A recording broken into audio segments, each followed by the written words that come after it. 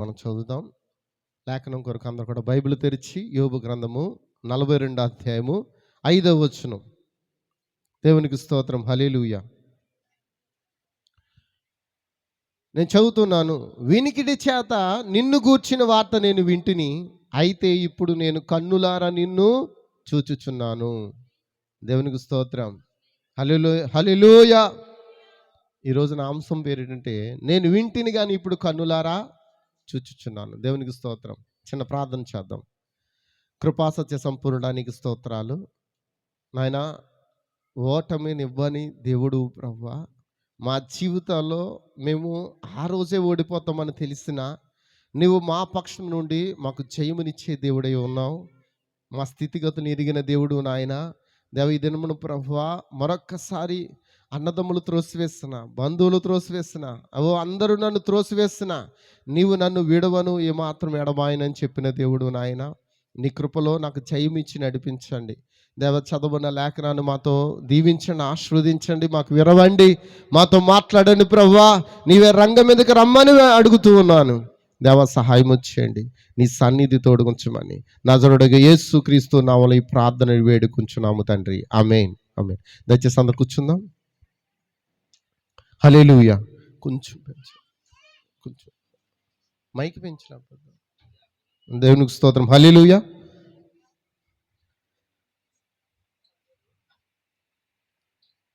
దేవునికి స్తోత్రం. హల్లెలూయా. మరి లేఖనం మనం చదువుకున్నాం, మరి ముందుకు వెళ్దామండి. దేవునికి స్తోత్రం. అందరూ సంతోషంగా ఉన్నారా? అమ్మా, నేను మాట్లాడేది వింటున్నారా? దేవునికి స్తోత్రం. అందరూ సంతోషంగా ఉన్నారంటే ఎవరు మాట్లాడలేదు. దేవునికి స్తోత్రం. ఆ ఫ్యాన్ అయ్యమ్మా.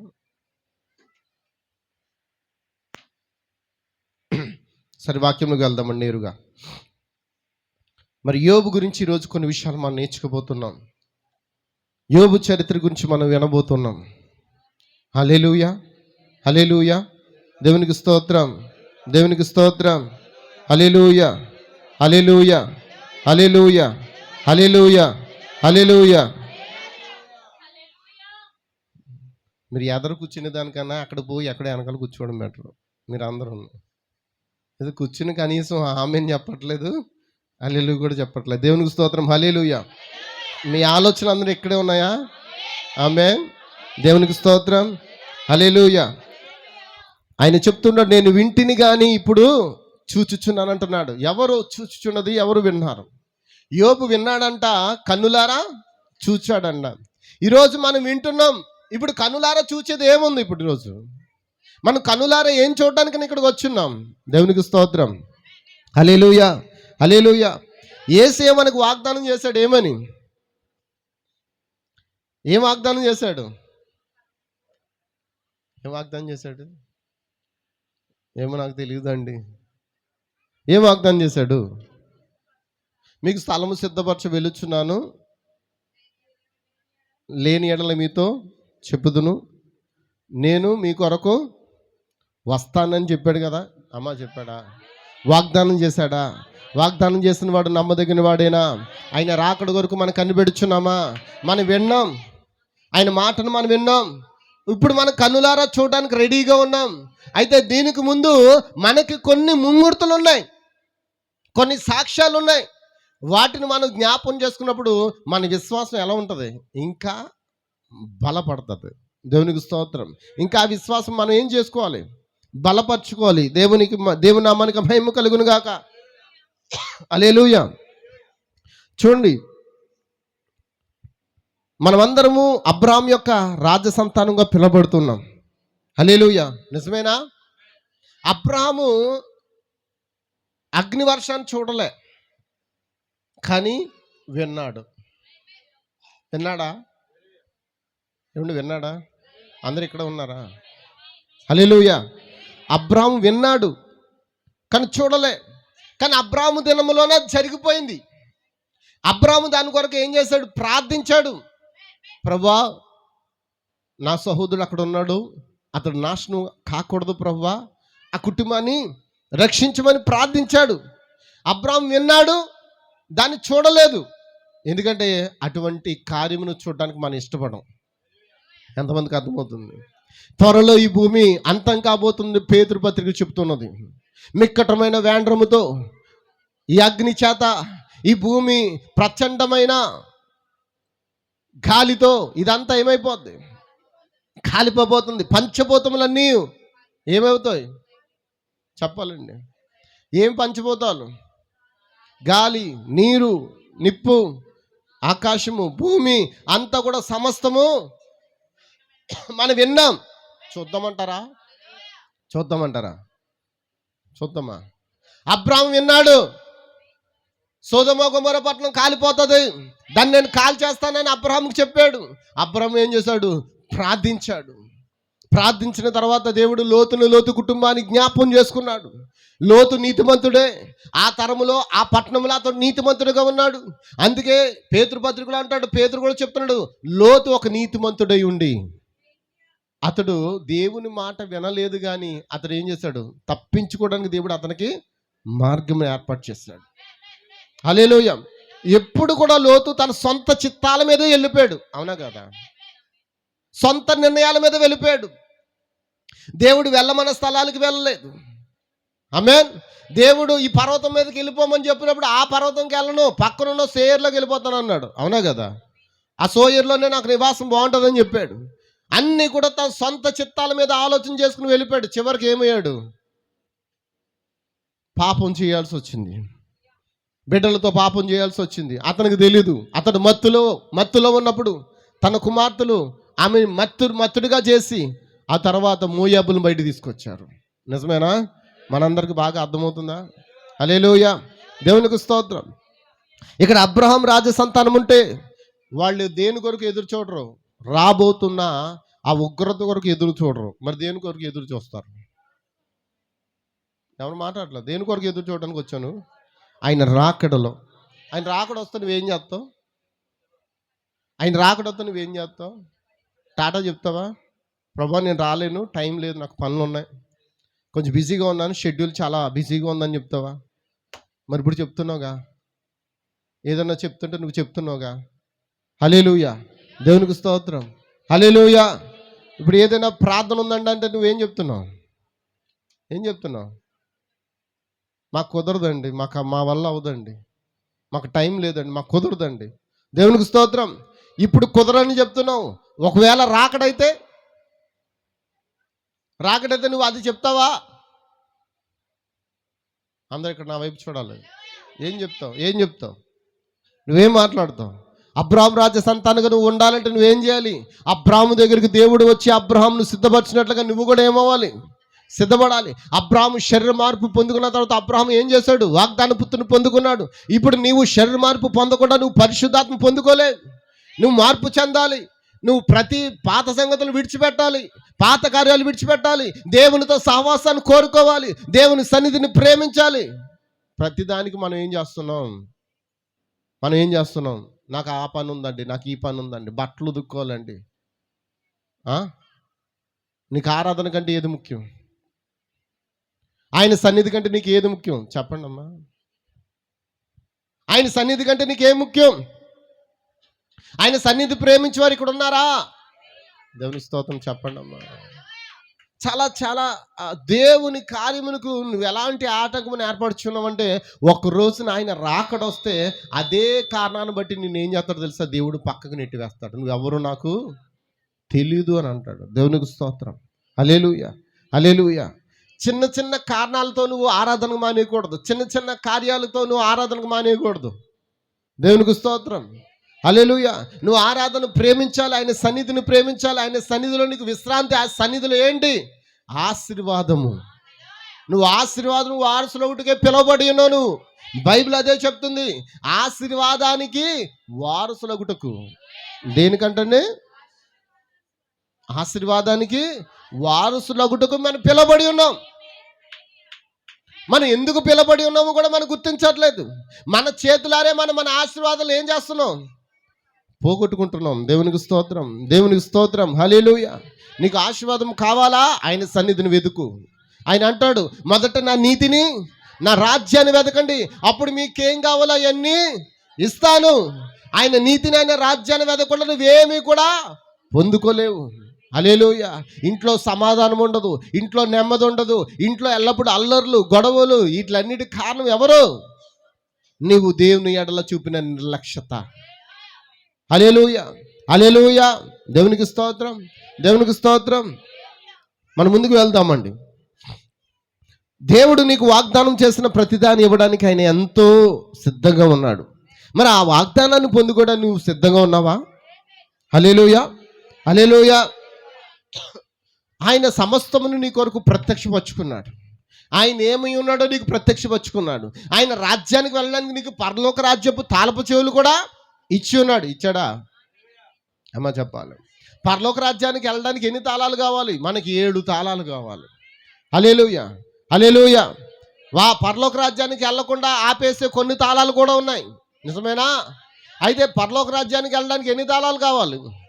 ఏంటి 7 తాళాలు? మొదటి, మారు మనస్సు. 2, పాప క్షమత్వం ప్రతివాడును యేసుక్రీస్తులో రక్షణ. 3, పరిశుద్ధాత్మ బాప్తిస్ము. 4, అపోస్తుల బోధ. 5, అపోస్తుల సహవాసము.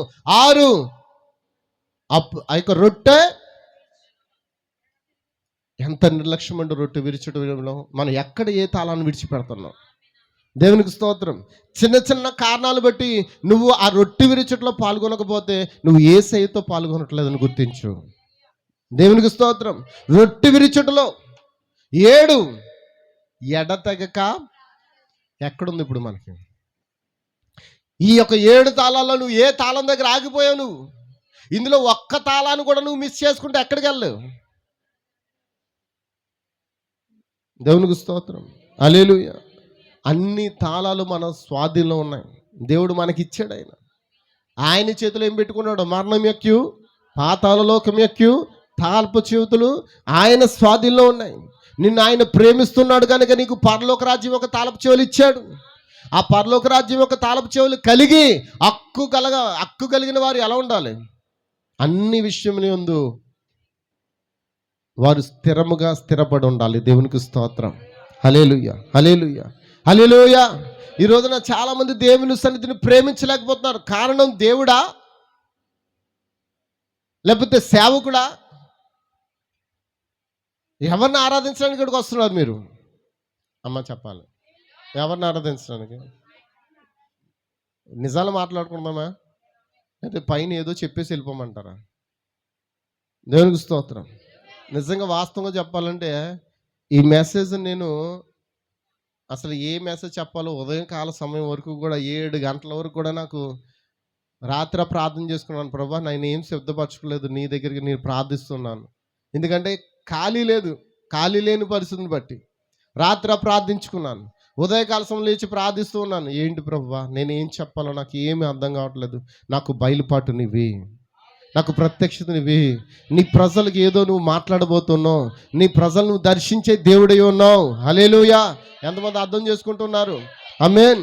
ఖచ్చితంగా ఈరోజు ఆ ప్రజలుగా మనం ఉండాలంటే నీతో మాట్లాడడానికి ఆయనకి ఇచ్చిన వాక్యాన్ని నువ్వేం చేయాలి? స్వీకరించాలి. మనం వింటున్నాం. వినికిడి చేత నిన్ను గూర్చిన వాత నేను వింటిని. దేని చేత వినాలి? వినికిడి ఆయుధం ఏంటి నీ దగ్గర? నీ చెవులే వింటాయి. కానీ ఈ చెవులతో వింటే నువ్వేమవుతావు? వదిలేస్తావు. ఈ చెవితో వింటావు, ఈ చెవితో. అదే ఈ చెవితో వింటే, ఈ ఆత్మ చెవులతో వింటే, ఆత్మ చెప్పుచున్న మాట ఏం చెవులు? ఈ చెవులు కాదు. కాబట్టి నేను వింటిని, ఇప్పుడు కన్నులారా చూచుచున్నాను. దేవునికి స్తోత్రం. దేవుడు మనకు వాగ్దానం చేశాడు. వాగ్దానం చేసిన దాన్ని మేము విన్నామా? కన్నులారా చూడాలి. దేవునికి స్తోత్రం, దేవునికి స్తోత్రం, హల్లెలూయా. అమ్మా, ఎంతమందికి అర్థమవుతుంది నా బాధ? అర్థమవుతుందా? నువ్వు ఏ విషయంలో దిగజారిపోతూ ఉన్నావు? నువ్వు ప్రార్థనలో దిగజారిపోతున్నావా?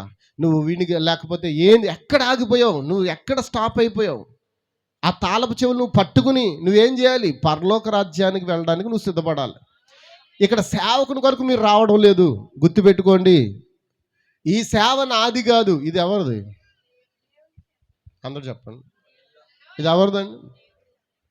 ఇది ఆయన సేవ, ఇది ఆయన సంఘం. ఇది నా సంఘము కాదు, ఇది నెవెలి సంఘం కాదు, ఇది ఆయన సంఘము, ఇది ఆయన సేవ. మీరు ఎవరిని పని చేయడానికి వచ్చారు? చప్పట్ల కొట్టు కూడా దేవుని పని, ప్రార్థించడం దేవుని సేవ, బోధించడం ఒక్కటే కాదండి. ఇక్కడ చేయబడుతున్న ప్రతి వాక్యం చదువు నా బ్రదర్ కూడా దేవుని సేవ చేశాడు. ఆ వాక్యాన్ని తిరిగి మీరు రిపీట్ చెప్పినందుకు కూడా మీరు ఏం చేస్తారు? దేవుని సేవ చేశారు. మీరు ఆమెను చెప్తున్నారు, చప్పట్లు కొడుతున్నారు, అది దేవుని సేవ. ఇక్కడ వేయబడిన ప్రతి గత్తర్ను కూడా తుడిచి పాడేస్తున్నారు, అది దేవుని సేవ. హల్లెలూయా. ఇక్కడ ఉన్న ప్రతి పాటలో మీరు పాలు పొందుతున్నారు, ఏదో పని చేస్తూ ఉన్నారు, అది దేవుని సేవ. నువ్వేం చేసినా దేవుని సేవ చేయాలి. పని ఎవరే చెప్పరు, పని చెప్తారా? మందిరంలో ఏ పని ఉంది, నువ్వు ఆ పని చేయి, ఈ పని నేను చెప్పనండి. నీకు దేవుడు ఆ ప్రేరేపణితే ఖచ్చితంగా నువ్వేం చేయాలి? ఏం చేయాలి? చేయాలిగా. దేవునికి స్తోత్రం. హల్లెలూయా, హల్లెలూయా, దేవునికి స్తోత్రం. గమనించండి, ఈ పరిచర్య దినం ముగించబడిన వెంటనే ఆయన వచ్చుచున్నాడు. మరి ఆయన వచ్చినప్పుడు నువ్వు ఆయనకి ఏ సమాధానం ఇస్తావు? ఆయనకి ఏం చెప్తావు? నువ్వు నాకు ఖాళీ లేదని చెప్తావా? చెప్తారా? చెప్పచ్చు కదా ఒకసారి, నాకు ఖాళీ లేదని చెప్తే ఏమవుతుంది? నువ్వేం కోల్పోతావు? ఏం కోల్పోతావు?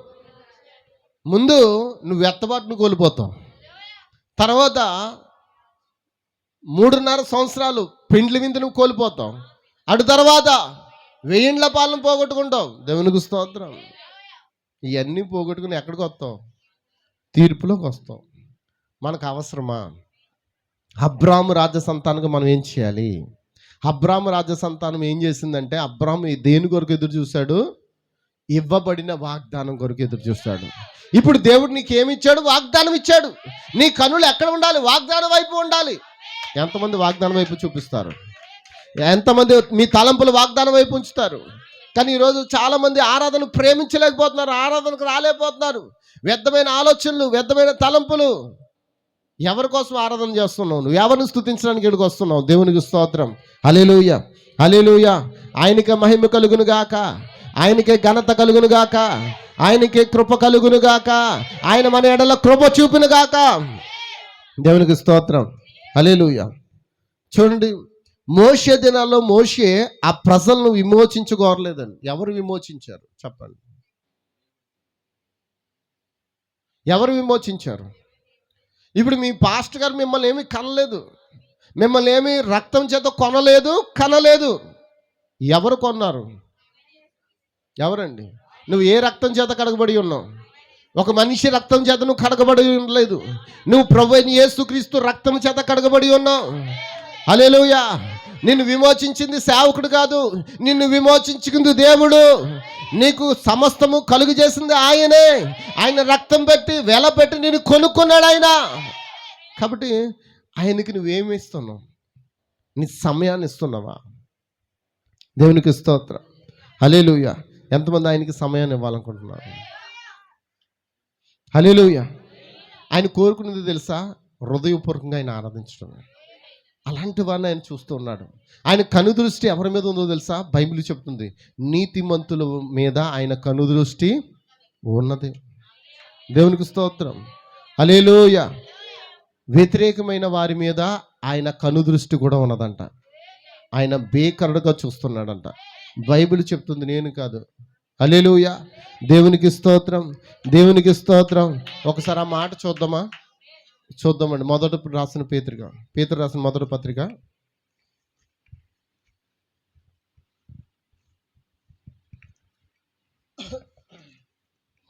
3వ అధ్యాయము 12వ వచనం.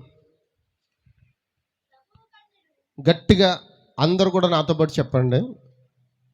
పేతురు రాసిన మొదటి పత్రిక 3వ అధ్యాయం 12వ వచనం చెప్తున్నాను. ప్రభు కన్నులు నీతిమంతుల మీదను, ఆయన చెవులు వారి ప్రార్థనల వైపును ఉన్నవి కానీ ప్రభు ముఖము కీడు చేయు వారికి విరోధముగా ఉన్నది. ఇప్పుడు చెప్పండి, మనం మేలు చేయవారికి ఉన్నామా, కీడు చేయవారికి ఉన్నామా? నువ్వు మేలు చేయవారిగా ఉంటే నీ మీద ఆయన కనుదృష్టి ఉంచుతాడు. నువ్వు కీడు చేయాలని ఉద్దేశించున్నావు అనుకో, నీ మీద ఆయన కనుదృష్టి ఎలా ఉంటుంది? విరోధంగా ఉంటుంది. ఆయన మనకు విరోధి అయితే మనం ఏమైపోతాం? మన పరిస్థితి ఏంటి? దేవునికి స్తోత్రం. మన పరిస్థితి వివరించలేం. దేవునికి స్తోత్రం. అందుకే దేవుని సన్నిధిని ఎల్లప్పుడూ మనం ఏం చేయాలి? ప్రేమించాలి. దేవుని సన్నిధిని మనం ఆకర్షించబడాలి. దేవుని సన్నిధిలో ఆయన కలుసుకోవడానికి రావాలి. దేవుని సన్నిధిలో ఆయన పని చేయాలి. దేవుని సన్నిధిలో ఆయనతో సహవాసం చేయాలి. ఆయన కొరకు పని చేయాలి. ఇది ఆయన సంఘం, ఇది నెవలి సంఘం కాదు. ఇది నెవలి కొరకు పనిచేయట్లో మీరు రావడం లేదు. నా కోసమైతే పని చేయడానికి ఎవరు రావద్దు. దేవునికి స్తోత్రం. ఆయన పని చేయడానికి అయితేనే రండి. దేవునికి స్తోత్రం.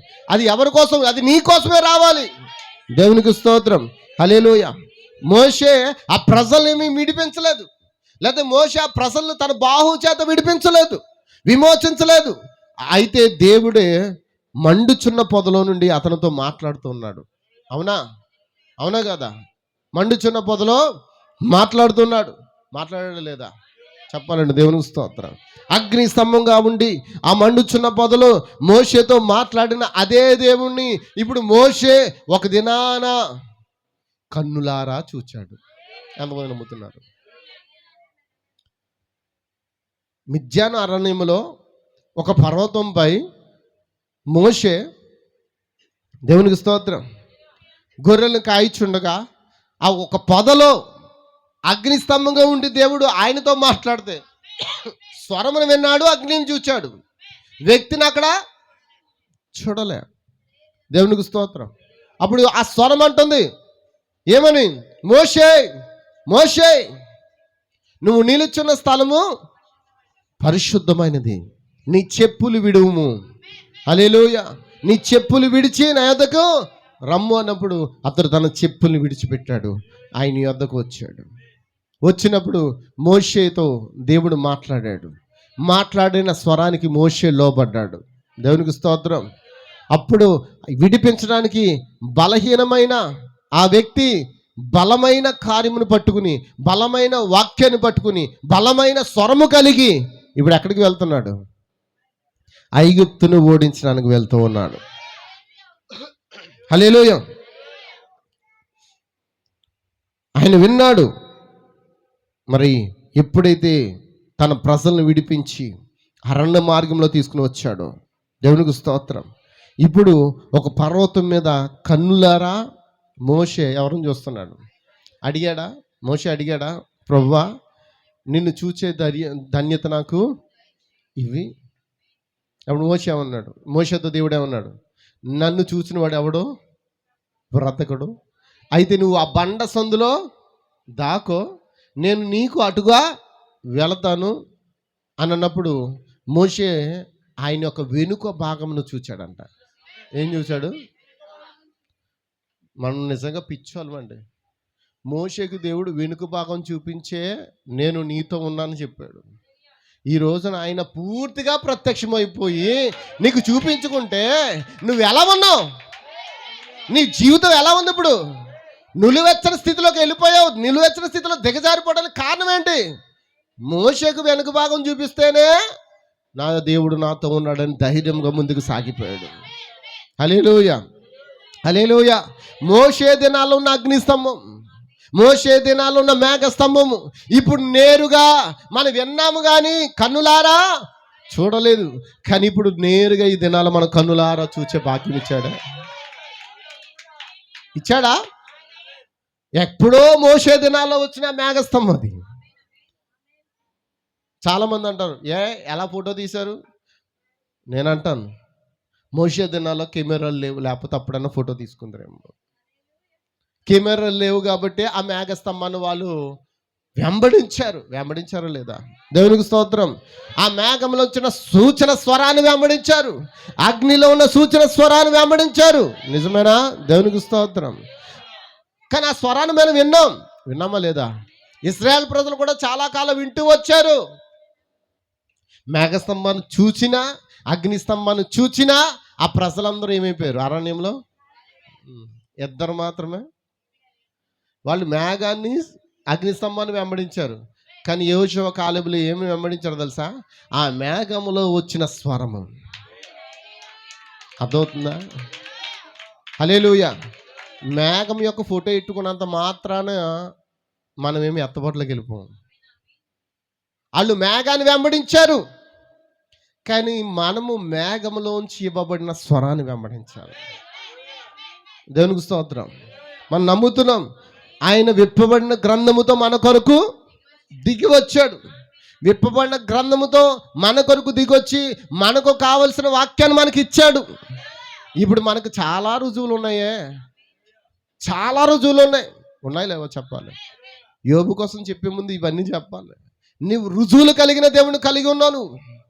నీకు మేఘస్తంభం ఒక రుజువుగా ఉంది, అగ్నిస్తంభం ఒక రుజువుగా ఉంది, వాక్యము రుజువుగా ఉంది. ఆయన కుడి చేతిలో 7 నక్షత్రాలు మనకు రుజువుగా ఉన్నాయి. హల్లెలూయా. అన్ని రుజువులు ఉండి కూడా మనం ఎలా భక్తి చేస్తున్నాం చెప్పండి? ఎలా చేస్తున్నాం భక్తి?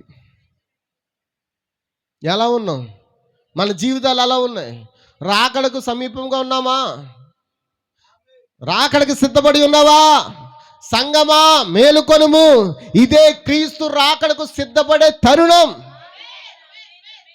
ఆలోచన చేయి. వింటున్నావు, కానీ కన్నులారా చూచే కృపను కూడా దేవునికి ఇచ్చాడే. మోషే వెనుక భాగం చూసే ఎంతో ధైర్యంగా ఆ ఐగుప్తు ప్రజలను, ఆ యొక్క శత్రులను ఓడించడానికి అతను ప్రయాణం ముందుకు వెళ్తే, మనకి ఆయన ప్రత్యక్షమైపోయిన దేవుడు. ఆయన తను పూర్తిగా ప్రత్యక్షపరుచుకున్నాడు. ఆయన ఏమై ఉన్నాడో, ఓ దేవుడు క్రీస్తులో తను ఏమై ఉన్నాడు కుమ్మరించుకున్నాడు. ఇప్పుడు క్రీస్తులో ఉన్నదంతయు మనలో కుమ్మరించుకున్నాడు. ఇప్పుడు మనం ఏమై ఉన్నామో మనకు అర్థమైంది, ఆయన ఏమన్నాడో మనకు అర్థమైంది. అన్ని విషయాలు తెలిసి ఆయన మనం కన్నులారా చూచి కూడా మన జీవితాలు అలా ఉన్నాయి. ఒప్పుకుందామా అమ్మ? చెప్పండి, ఒప్పుకుందామా? ఎవరి కోసం మీరు భక్తి చేస్తున్నారు? ఎవరి కోసం ఆరాధనకు వస్తున్నారు?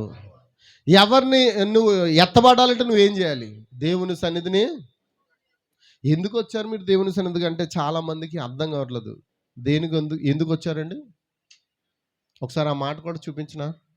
1 పేతురు పత్రిక 3వ అధ్యాయం తీసారా? మనం 12వ వచనం చదువుకున్నాం కదా, దానికి ముందు 8వ వచనం అనుకుంటా, చూడండి ఒకసారి. ఒక్క నిమిషం. దేవునికి స్తోత్రం. చదవండి. తుదకు మీరందరూ ఏక మనస్కులై. ఎలాగంట? ఉందా? ఏక మనసు ఉందా? లేదు. ఒకే మాట మీద మనం ఉండట్లేదు. ఒక్కొక్కరు ఒక్కొక్క ఆలోచనలో ఉన్నాం. ఇలా చేస్తే బాగుంటుంది, అలా చేస్తే బాగుంటుంది అనుకుంటున్నాం. హల్లెలూయా. దేవునికి స్తోత్రం. అందరూ ఇక్కడ ఉన్నారా? హల్లెలూయా. గమనించండి. తుదకు మీరందరూ ఏక మనస్కులై ఒకరి సుఖ దుఃఖముల యందు ఒకరు పాలుపడి సహోదర ప్రేమ గల వారును కరుణా చిత్తులను వినయ మనస్కులు. ఏమండి, ఏమన్నా అంటే మనం కోప్పడకుండా ఊరుకుని ఉంటున్నామా? వినయంగా ఉంటున్నామా? దీనంగా ఉంటున్నామా? సరే, నా సహోదరుడే కదా నన్ను గద్దిస్తున్నాడు, ఎందుకంటే నన్ను సరి చేయడానికే కదా అని నువ్వు అనుకుంటున్నావా? ఏదైనా ఒక బలమైన మాటను దేవుడు నీతో మాట్లాడుతున్నప్పుడు నువ్వు సహించుకుంటున్నావా? హల్లెలూయా. సహనాన్ని కలిగి ఉన్నావా? ఓర్పును కలిగి ఉన్నావా? వాళ్ళు భక్తులండి, మరి నువ్వెవరండి?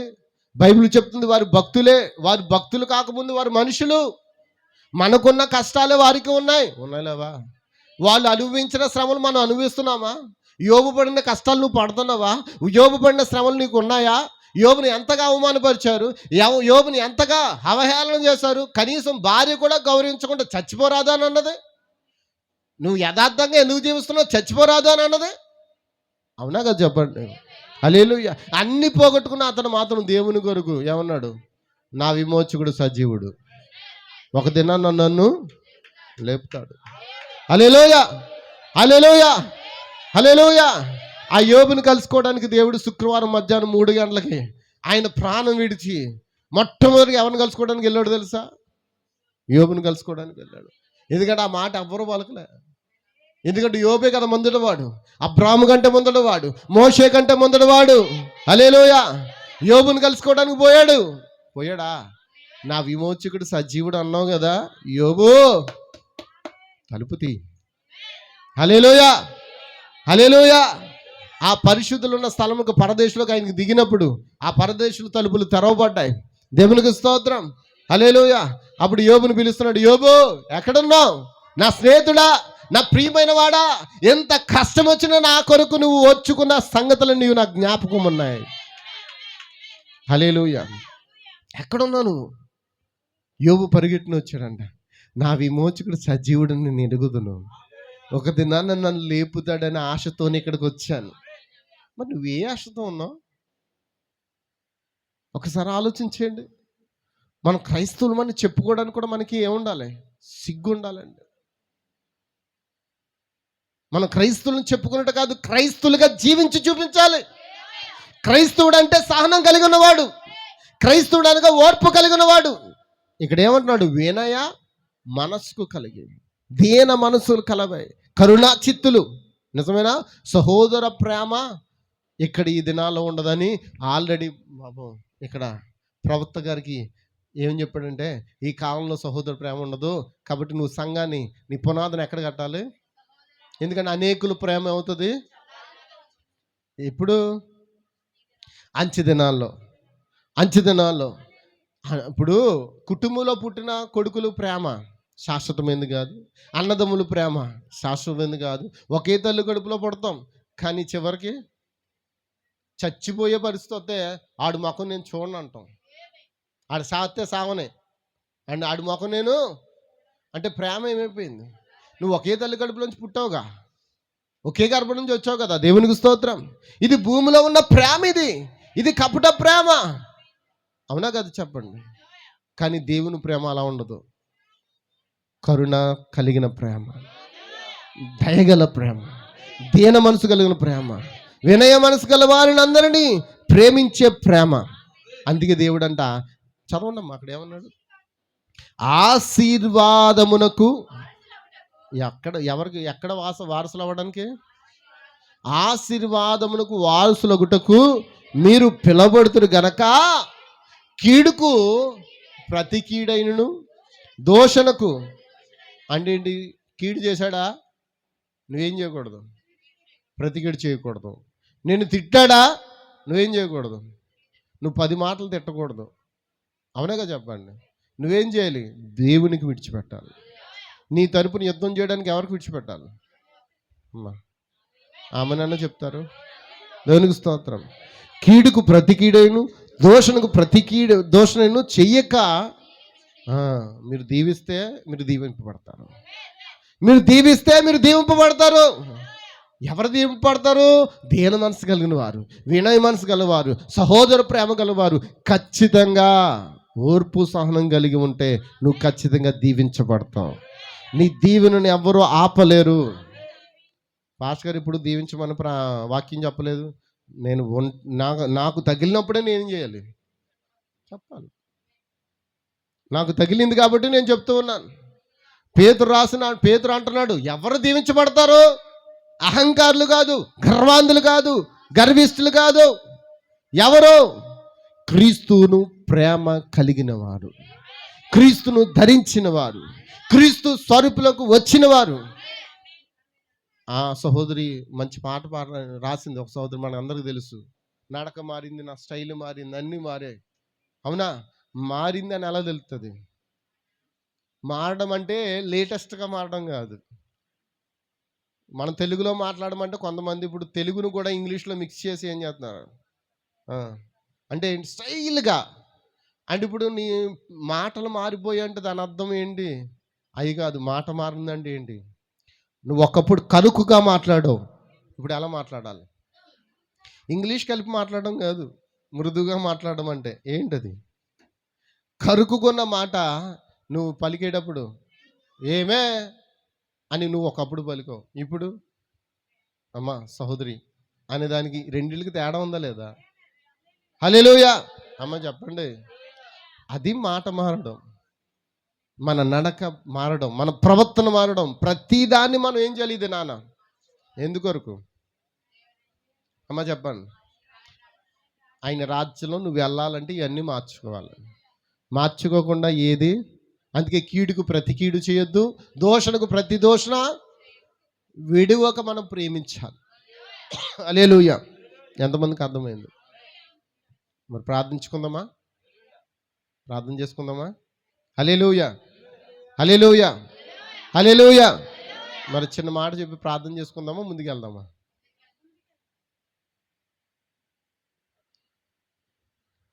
హల్లెలూయా. మరి ఇవి నా సొంత మాటలు కాదండి. దేవుడు ఇక్కడ నిలబడుచున్న వ్యక్తిలోంచి ఆయన మాట్లాడాలనుకుంటాడు. తెలుసా మీకు? ఆయన ఎంత ఒత్తిడి పెడతాడో తెలుసా మీతో మాట్లాడడానికి? ఒకవేళ సేవకుడు అలా మాట్లాడుతున్నప్పుడు సేవకుడు ఎంత ధైర్యం చేయాలో తెలుసా? తర్వాత పరిస్థితి ఏంటో తెలుసా? తనకు కావాలని ఏదైనా చెప్తే దేవుడు ఊరుకుంటాడా? అమ్మ చెప్పండి. హల్లెలూయా. ఎంతమందికి అర్థమవుతుంది? నాకు ఓపిక లేదని సంగతి సిస్టర్ చూస్తుంది అనుకుంటాను. కొంచెం నీళ్ళు ఇచ్చి నన్ను బలపడుతుంది. అమ్మా, నీళ్ళు ఇవ్వడం అంటే కొంచెం వేడి నీళ్ళు ఎత్తే పోను, కూలింగ్ నీళ్ళు ఇచ్చాడు. దేవునికి స్తోత్రం.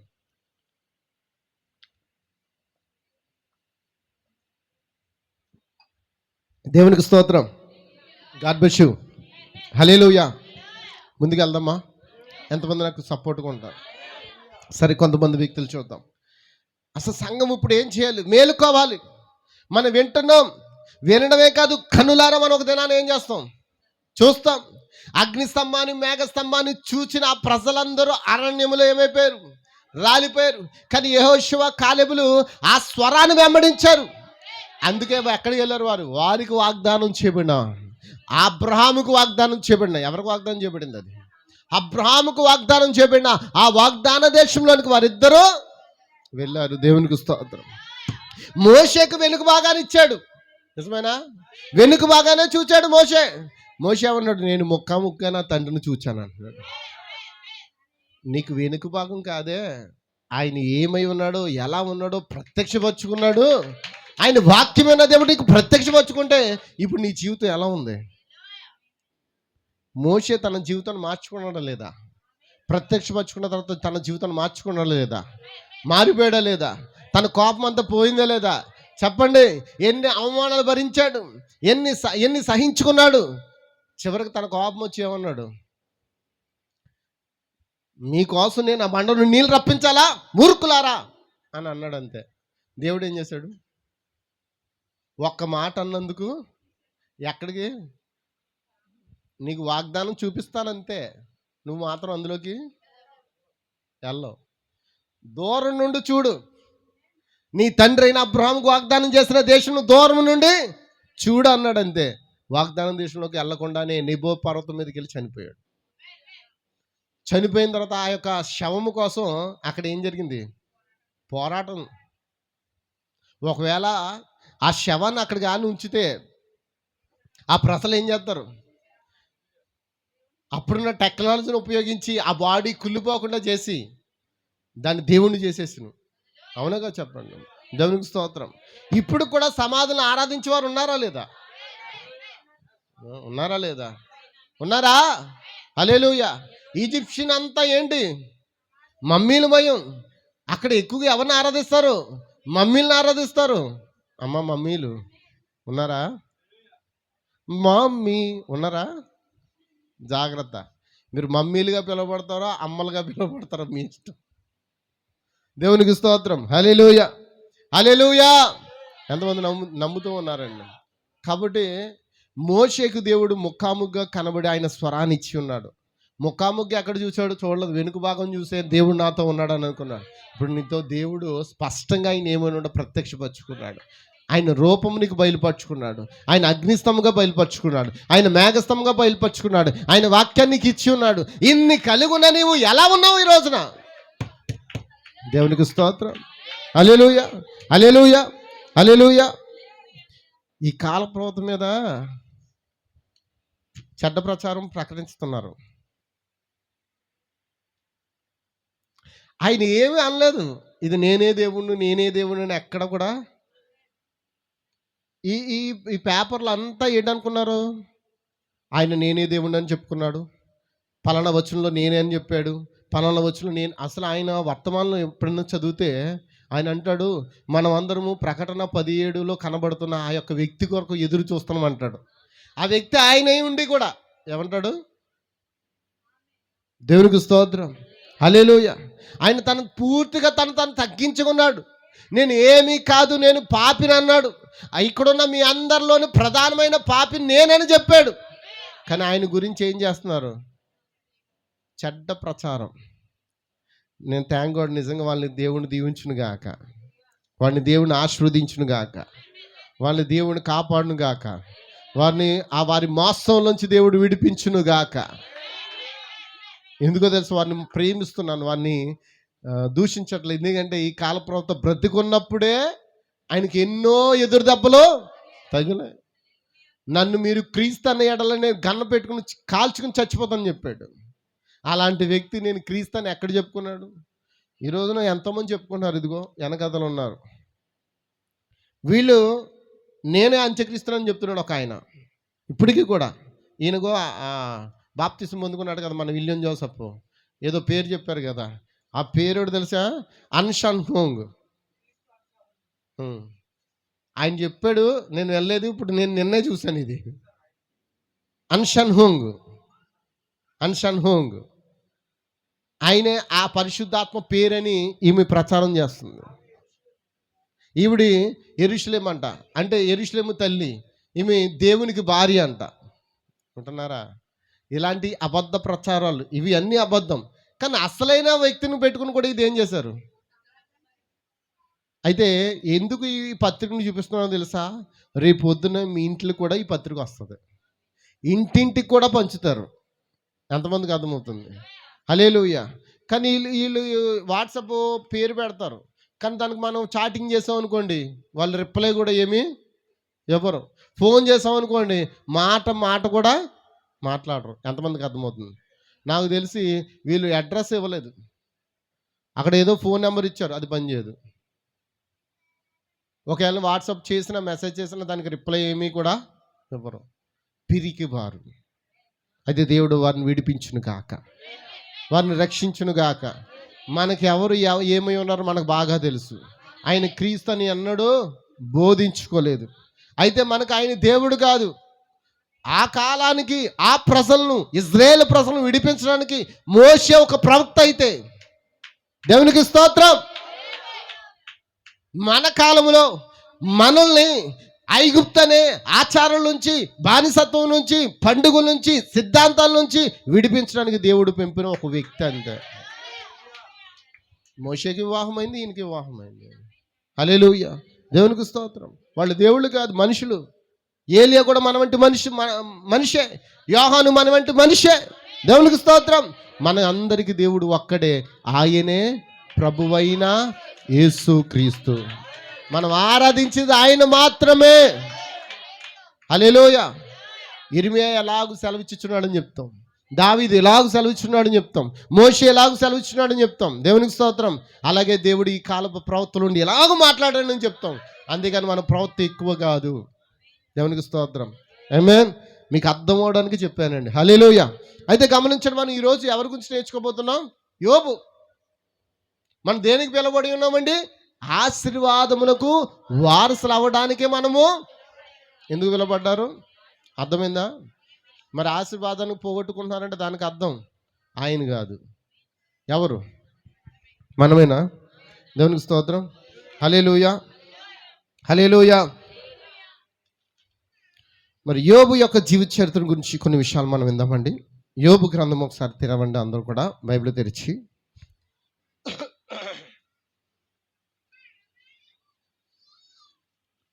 మన ఇందాక మనం చదువు, నేను వినికిడి చేత నిన్ను కూర్చున్న వాత నేను వింటిని కానీ, అయితే ఇప్పుడు నేను కన్నులారా నిన్ను చూచుచున్నానని చెప్పాడు. దేవునికి స్తోత్రం. అయితే ఆ యోబు ఎలాంటి వ్యక్తో మనం ఈరోజు కొన్ని విషయాలు మనం విందామండి. దేవునికి స్తోత్రం, హల్లెలూయా, హల్లెలూయా. ఇతడు బైబిల్ గ్రంథంలో ఒక ప్రవక్తగా పిలువబడుతున్నాడు. కారణం ఏంటంటే ఇతడికి ఎలాంటి ఆధారం లేదు. అందరికి అర్థమైందండి? ఏం ఆధారం లేదు? బైబిల్ లేదు. అమ్మ వింటున్నారా? యోబు ఎప్పటివాడు అని అంటే, యోబు అబ్రాహాము కంటే ముందున్నవాడు, నోవహు దినాల తర్వాత వాడు.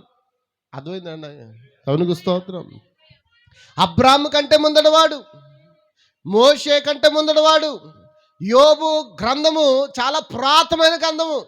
బైబిల్ అన్నిటిలోని కంటే యోబు గ్రంథము చాలా పురాతనమైన గ్రంథం.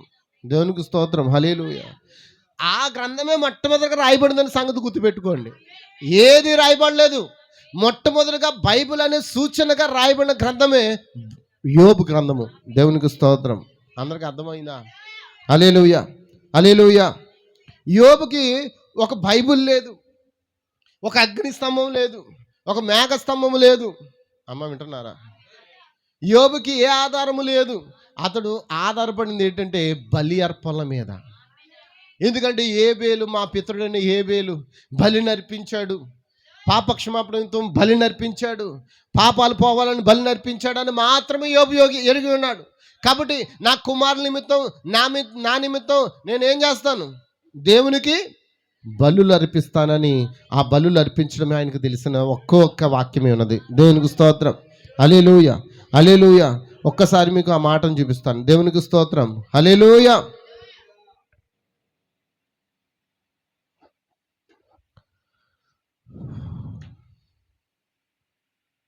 సరే, యోబు గ్రంథము తెరిచారు కదండి. మరి 1వ అధ్యాయము మరి 5వ వచనం. వారి విందు దినములు పూర్తి కాగా యోబు తన కుమారులు పాపము చేసి తమ హృదయములో దేవుని దూషించరేమో అని వారిని పిలువనంపించి వారిని పవిత్రపరిచి అరుణోదయమున లేచి వారిలో ఒక్కొక్క నిమిత్తమే దహన బలి అర్పించుచూ వచ్చెను. యోబు నిత్యము అలాగూ చేయుచుండెను. హల్లెలూయా, హల్లెలూయా. ఏం చేస్తున్నాడు? తన పిల్లలు ఏమైనా దేవుణ్ణి దూషించారేమో, దేవునికి వ్యతిరేకమైన కార్యాలు చేశారేమో, ఒకవేళ అలా చేస్తే వారు ఆయన సన్నిధిని పోగొట్టుకుంటారని యోబు భయపడి వారి నిమిత్తం, బిడ్డల నిమిత్తం ఏం చేశాడంట? దహన బలుల్ని అర్పిస్తూ వచ్చి ఉన్నాడంట. దేవుని స్తోత్రం, హల్లెలూయా. ఈరోజు మనం ఏం చేయాలి? తల్లిదండ్రులుగా మనం ఏం చేయాలి? దహన బలి అంటే ఏంటి? విరిగి నలిగిన హృదయమే ఆ దహన బలి ఉన్నది. దేవునికి స్తోత్రం. విరిగి నలిగిన హృదయమే దేవునికి ఇష్టమైన బలి. హల్లెలూయా. గమనించండి, ఒక ప్రవక్త బైబిల్లో రాయబడక మునిపే అతడు జీవించుండగా బైబిల్ గ్రంథం అన్నింటిలో యోబు గ్రంథమే పురాతనమైన గ్రంథం అని మనందరికీ తెలిసింది. హల్లెలూయా. ఈ యోబు గొప్ప యోధుడు, ఒక ప్రవక్త. అయితే అతని మహోన్నతమైన జీవితాన్ని బట్టి ప్రజలు అతన్ని ఎంతో గౌరవించేవారంట. హల్లెలూయా. అతడు ప్రభు చేత శోధించబడే స్థితి వరకు కూడా అతడు దేవుణ్ణి ఏం చేశాడు? నమ్మకంగా వెంబడించాడు. మరి శోధన తర్వాత కూడా, శోధన సమయంలో కూడా నమ్మకంగానేనా? మనం ఏం చేస్తాం? దేవుడు మాకేం చేశాడు? చేసినవన్నీ మర్చిపోతాం, చేసినవన్నీ మర్చిపోతాం. చివరిలో నువ్వేమంటావు? దేవుడు మాకేం చేశాడు? మీరు వచ్చి ప్రార్థన చేస్తే మాకేమైనా జరిగిపోద్దా? నేను ప్రార్థన చేసినా జరగదు. నువ్వు అనుకున్న మనస్సును బట్టి దేవుడు నీకు కార్యం చేస్తాడు. హల్లెలూయా, హల్లెలూయా. యోబుకు చదవడానికి బైబిల్ లేదు, కానీ ప్రత్యక్ష ద్వారా, దర్శనం ద్వారా దేవుణ్ణి అతడు సమీపించి అతడు ఏం చేశాడు? తన బిడ్డల నిమిత్తమే దహన బలులు అర్పించి దేవుని కృపను పొందుకోవడానికి ఆయన ఎంతో ప్రార్థించేవాడు. హల్లెలూయా. ఒకరు యోబును శోధించడానికి సాతాను ఏం చేసింది? దేవుని దగ్గరికి వెళ్ళి పర్మిషను తీసుకుందా? ఒకసారి గమనించండి 8వ వచనంలో. అందుకు యెహోవా, నీవు నా సేవకుడని యోబు సంగతి ఆలోచించుతవా? అతడు యథార్థవంతుడు, న్యాయవంతుడై దేవుని యందు భయభక్తులు కలిగి చెడుతనము విసర్జించిన వాడు. భూమి మీద అతని వంటి వాడు ఎవడును? భూమి మీద అతని వంటి వాడు ఎవడు?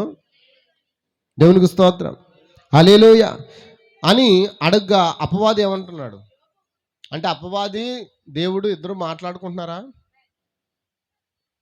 అమ్మా, మరి సాక్ష్యం ఎవరిచ్చారు యోబు కోసం? దేవుడు ఇచ్చాడా? మరి నీ కొరకు సాక్ష్యం ఎవరు ఇవ్వాలి? మరి ఇచ్చే స్థితిలో మనం ఉన్నామా? హల్లెలూయా, దేవునికి స్తోత్రం, హల్లెలూయా. భూమి మీద అతని వంటి వాడు ఎవడో లేడు అని అడగ అపవాది. యోబు ఊరకయే దేవుని యందు భయభక్తులు కలవాడైనా నీవు అతని ఇంటి వారిని అతను కలిగిన సమస్తమును చుట్టూ కంచి వేసేతివి కదా. ఎవరేశారు చెప్పాలండి? చుట్టూ ఎవరు కంచి వేశారు? వేసాడా? హల్లెలూయా. నీవు అతని చేతి పని దీవించావు కదా, అందుచేత అతని ఆస్తి దేశంలో బహుగా విస్తరించి ఉన్నది. అయినను నీవు ఇప్పుడు నీ చెయ్యి చాపి అతన్ని కలిగిన సమస్తం మొత్తిని ఎడల అతడు నీ ముఖం ఎదుటిని దూషించి నిన్ను విడిచిపోవునని యెహోవాతో అనగా, యెహోవా అన్నాడు, ఇదిగో అతను కలిగిన సమస్తమును నీ వశములో ఉన్నది, అతనికి మాత్రం ఏ హాని చేయకూడదని అపవాదికి సెలవీయగా వాడు యెహోవా సన్నిధి నుండి ఎక్కడి నుంచి వచ్చాడు? ఇప్పుడు నిన్ను శోధించడానికి దెయ్యం ఎక్కడి నుంచి రావాలి? నీకు శోధన వచ్చిందంటే ఎక్కడి నుంచి రావాలి? ఆయన పర్మిషన్ లేకుండా ఏది కూడా నీ దగ్గరికి, ఒకవేళ నీ దగ్గరికి వచ్చిందంటే ఆయన పర్మిషన్ లేకుండా నీ దగ్గరికి వచ్చిందంటే నువ్వు ఎవరితో సహవాసం చేస్తున్నట్టు? అంతే. దేవునికి స్తోత్రం. హల్లెలూయా, హల్లెలూయా. కాబట్టి ఒకే రోజున అతడు ఏం చేశాడు? తన కుమార్తెని ఒక రోజునే చంపేశాడు. అయితే ఆ యోబు ఏమన్నాడు? యెహోవా ఇచ్చెను అన్నాడా లేదా? దేవునికి స్తోత్రం. అతడు దేవుని ఆజ్ఞను అక్షరాల పాటించిన వ్యక్తి. అతనికి అప్పగించిన ఇప్పుడు ఇతను ఏమంటున్నాడు? ఎవరు? అపవాది ఏమంటున్నాడు? నువ్వు నాకు అతను అప్పగించిన ఎడలా నేను అతను నిన్ను తిట్టించేటట్లు చేస్తానని చెప్పాడు, దూషించేటట్లు చేస్తానన్నాడు. అన్నాడా లేదా? దేవునికి స్తోత్రం, దేవునికి స్తోత్రం. చూడండి, దేవుని యొక్క ఆజ్ఞలను అక్షరాల పాటించిన మనుషుడు యోబు. అది సాతానుకు తెలియను. అతను నాకు అప్పగించిన నిన్ను శపించేట్లు చేదునని దేవునితో సాతాను అన్నది. కాబట్టి దేవుడు ఇట్లా అన్నాడు, అతడు నీ వశంలో ఉన్నాడు, కానీ అతని ప్రాణం మాత్రం నువ్వు ముట్టవద్దు. ఏం ముట్టకూడదు? ఏం ముట్టకూడదండి? మన ప్రాణం ముట్టే అధికారం ఎవరికి? నిన్ను ముట్టే అధికారం ఎవరికి? మరి ఎవరు సలహా ఇవ్వాలి? ఆయన ఇవ్వాలి. దేవునికి స్తోత్రం, హల్లెలూయా. ప్రతి స్నేహితుని చూడండి, సాతాను తాను చేయగలిగినంతయు చేసును. ప్రతి స్నేహితును తీసుకున్నదంట, అతనుకున్న సమస్తమును తీసుకున్నదంట, దాదాపు అతని ప్రాణమును తీసుకునేలా అయిపోయిందంట. దేవునికి స్తోత్రం.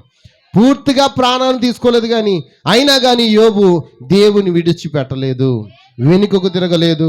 చూడండి, ఒక మనిషి దేవునితో నిజముగా సంబంధమును ఏర్పరచుకున్నప్పుడు, దేవుడు ఉన్నాడని నిజముగా విశ్వసించినప్పుడు, ఆ మనిషిని దేవుని నుండి వేరుచినది ఏది ఉండదని ఎన్నడూ ఎచ్చటను అలాగూ జరిగి ఉండలేదు. హల్లెలూయా.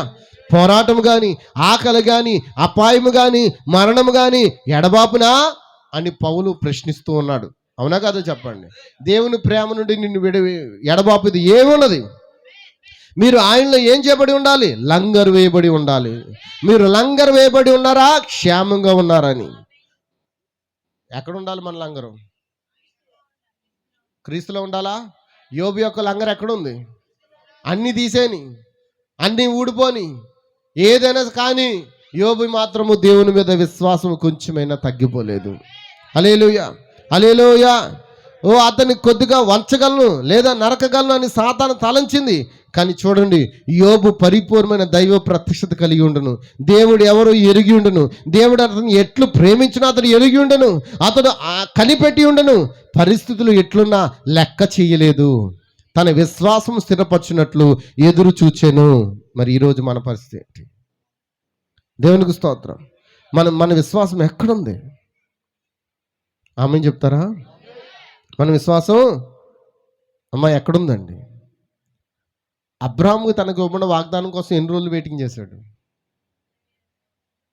ఎన్ని సంవత్సరాలు వెయిటింగ్ చేశాడు? 25 సంవత్సరాలు. మరి నువ్వు? మనకు ఓపిక లేదు, సహనం లేదు అన్నమాట వెంటనే అయిపోవాలి. అవ్వకపోతే దేవుడిని ఏమంటాం? నువ్వు నాకు ఏం చేసావు? చిన్నప్పటి నుండి నీకు చేసిందంతా మర్చిపోతావు, ఒక్క క్షణంలో అనేస్తావు అంతే. మరి యోబు ఆ మాట అనలేదే. యెహోవా ఇచ్చిన ఒకటే, ఇవ్వకపోయినా ఒకటే. యెహోవా ఇచ్చిన యెహోవా. తన భార్య ఏమంది? ఇంత యథార్థంగా బ్రతికేలా నువ్వు? ఓ మాట చూడండి, 2వ అధ్యాయంలో.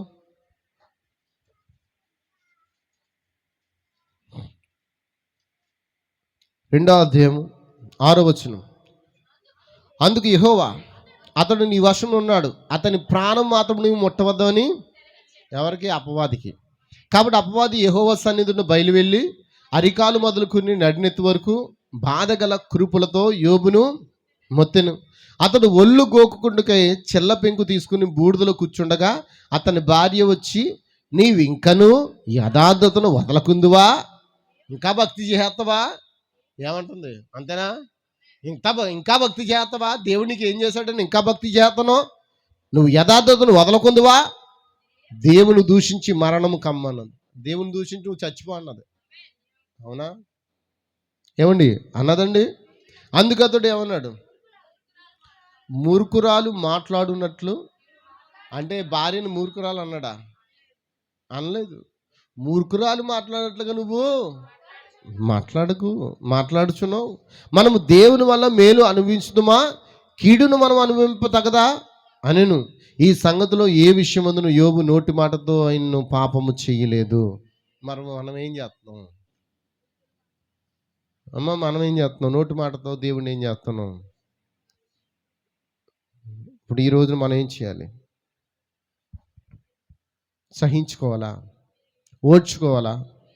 అమ్మ చెప్పాలి. హల్లెలూయా. అతడు తన స్నేహితులు ద్వేషించిన అతడు మాత్రం ఒక్క మాట కూడా పలకలేదు. మనలో మాత్రం సహనం చచ్చిపోతూ ఉంది. దేవునికి స్తోత్రం. హల్లెలూయా. యోబుకు తన స్థితి ఏంటో తెలుసు. అతని సంఘ సభ్యులు కూడా ఒకరోజు తనకి ఎంతో ప్రియముగా కనబడినా అతనికి మాత్రం ఏం చేశారు? ఒక దినాన వ్యతిరేకమైపోయారు. ఎంతమందికి అర్థమవుతుంది? ఈ వాక్యంలో చెప్తున్నాడండి. నేను వింటిని కానీ ఇప్పుడు చూస్తున్నాను మొత్తం వాళ్ళు అంటున్నాడు 36వ పారాగ్రాఫ్లో. యోబుకు తన స్థితి తెలియను, దాని లేఖనాలు మనం చూడగలము. మీరు అతని యొద్దకు వచ్చిరి, అతని సంఘ సభ్యులు ఒకప్పుడు తనకి ఎంతో ప్రియముగా కనబడిన ప్రతిదీ ఇప్పుడు అతనికి విరోధంగా మారిపోయిందంట. అతడు రహస్య పాపి అని వారు నేరారోపణ చేసిరి. అమ్మా, దేవుడు ఏమంటున్నాడు? భూమి మీద లాంటి వ్యక్తి లేడంటే సంఘం ఏమంటుంది? అమ్మ ఏమంటుంది? సంఘ సభ్యులు అందరూ ఏమంటున్నారు? అమ్మ ఏం మాట్లాడలేదు. నేరారోపణ చేస్తున్నారు. ఏదో రహస్యంగా పాపం చేశాడు, అందుకే ఈ రోగం వచ్చింది. ఎందుకనగా ఇవన్నీ అందుకే జరిగినాయి అని వారు అనుకున్నారంట. ఈనాడు కూడా జనులు అలాగే చెప్పుడు మీరు వినిచున్నారు. మనుషులు ఇతరుల మీద నేరారోపణ చేర్చున్నారు, కానీ అది సత్యము కాదు. కొన్నిసార్లు దేవుడు జనులను పరీక్షించును. ఇక్కడ చూచినచో దేవుడు యోబును పరీక్షించున్నాడు. ఆ సమయంలో యోబు కంటే ఉత్తముడు భూమి మీద లేడు. అతన్ని దేవుడు పట్టుకుని ఉండెను. యోబు ఒక ప్రవక్త, దేవుడి నుండి దర్శనం పొందెను. దేవుడు చేయమని చెప్పిన ప్రతిదాన్ని అతను నిశ్చయంగా చేసును. కాబట్టి దేవుడు తన వాగ్దానం అతని పట్ల చేయబద్ధుడై ఉన్నాడు. ఆమేన్. హల్లెలూయా. కాబట్టి గమనించండి, మనం ఏం చేయాలి? యోబు వలె మనం సహనం కలిగి ఉన్నప్పుడు ఖచ్చితంగా యోబు జీవితంలో ఎన్ని అవమానాలు వచ్చినా అతడు ఏం చేశాడంట? ఏం చేశాడు? సహనముతో ఓర్పుతో ఉండి ముందుకు సాగిపోయాడు. మనం కూడా ఏం చేయాలి? ముందుకు సాగిపోతామా? దేవునికి స్తోత్రం. మనం వింటున్నాం, కానీ కన్నులారా చూడడానికి మనకు ఒక అవకాశం ఉంది. ఈ వాక్యం అయిపోలేదు ఇక్కడితో. ఈ వారంలో కేవలం యోబు గురించి నేర్చుకున్నాం. ఇంకా కొంతమంది భక్తులు ఉన్నారు, వారి గురించి మనం నేర్చుకోవాలి. దేవునికి స్తోత్రం. యోబుకి ఎన్నో సమస్యలు వచ్చాయి, అన్నీ పోయాయి. అన్నీ పోయినా ఈ దేవుని ఏమంటున్నాడు? ఆయన ఇచ్చాడు. భార్య కూడా చచ్చిపోమంది. మూర్ఖురాలు మాట్లాడినట్లుగా నువ్వు మాట్లాడుతున్నాడు, కానీ మూర్ఖురాలా అనలేదు. కానీ ఈరోజు మనమేమంటున్నాం? ఏమని అంటే చాలు మనం తట్టుకోలేకపోతున్నాం, ఓర్చుకోలేకపోతున్నాం. సహనం లేదు, ఓర్పు లేదు. మరి నీ దేవుడు ఒకవేళ నిన్ను పరీక్ష చేయాలనుకుంటే ఏం చేస్తావు? ఆ పరీక్షలో నువ్వు నెగ్గుతావా? ఆ పరీక్షలో నువ్వు నిలబడతావా? సహనం కలిగి ఉంటావా? ఎందుకంటే మనము క్రీస్తు రాకడకు సిద్ధపడే తరుణం ఇదేనండి. మనం మేలుకునే దినాలు ఇవేనండి. మనకు వాగ్దానం చేయబడిన దాని వైపు మనం చూస్తూ ముందుకు సాగిపోవాలి. యోబు అంటున్నాడు, నా ఎముకలు కుళ్ళిపోయినా, నా శరీరం చీకిపోయినా, నా విమోచకుడు సజీవుడు, నేను అతన్ని కన్నులారా చూస్తానంటున్నాడు. దర్శనంలో చూస్తేనే అంత మాట అన్నాడు, ఇప్పుడు నేరుగా మనం చూస్తూ ఉన్నాం, కానీ మనకేమీ లేదు. నిరీక్షణ అనేది మనకే లేదు. కాబట్టి మనం ఎక్కడ ఆగిపోయాం? మన స్థితిగతులు ఏంటి? మనం ఎలా సరి చేసుకోవాలో ఈరోజు దేవుడు తన వాక్యం ఇచ్చి మాట్లాడుతున్నాడు. దేవుడు ఈ మాటలు మీ హృదయంలో దేవుడు దీవించును గాక. God bless you. God bless you. అందరూ కూడా ప్రార్థన చేద్దామండి. 2 నిమిషాలు ప్రార్థన చేద్దాం.